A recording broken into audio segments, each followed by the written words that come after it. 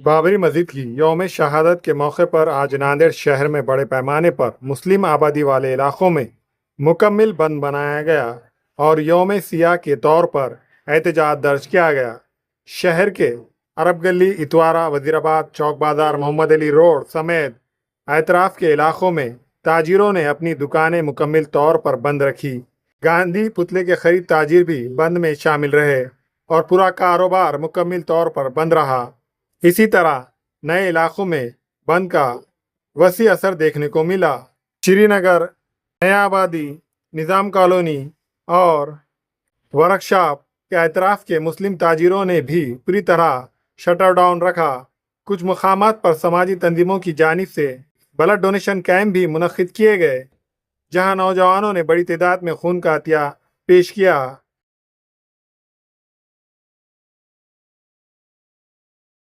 اسی طرح آج دوپہر 2 بجے کے بعد ناندیڑ ضلع کلکٹر آفس کے روبرو مسلم نمائندہ کونسل کی جانب سے ایک پرامن احتجاجی دھرنا دیا گیا۔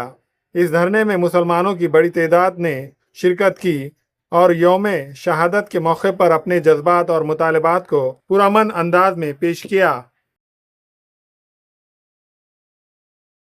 بسم اللہ الرحمن الرحیم۔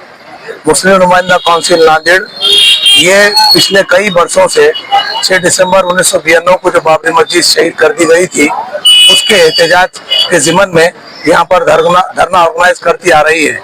ہمارا یہ ماننا ہے کہ مسلمان کسی ناجائز زمین پر مسجد نہیں بنا سکتا، کیونکہ اس کی اجازت ہم کو شریعت میں نہیں ہے۔ اور بابری مسجد کے تعلق سے سپریم کورٹ کا جو ججمنٹ آیا ہے، سپریم کورٹ کا یہی کہنا ہے کہ وہ مسجد تھی، وہ مسجد کا اسٹرکچر تھا، وہ مسجد میں کوئی مورتی نہیں تھی، وہ مسجد میں نماز ہوتی تھی، وہ مسجد میں مورتی رکھی گئی اللیگلی، وہ مسجد کو ڈھایا گیا اللیگلی، اور یہاں تک کہ سپریم کورٹ نے کہا کہ جنہوں نے اس مسجد کو ڈھایا وہ گناہ گار ہے، وہ خاطی ہے، وہ قصوروار ہے، ان کو سزا ہونی چاہیے۔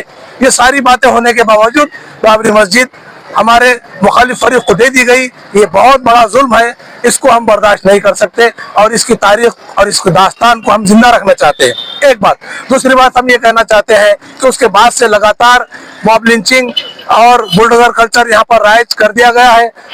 سینکڑوں مسجدوں کو نیست نابود کر دیا گیا ہے، مدارس کو بلڈوزر کلچر سے کچلا جا رہا ہے، قبرستانوں کو نشانہ بنایا جا رہا ہے، درگاہوں کو نشانہ بنایا جا رہا ہے۔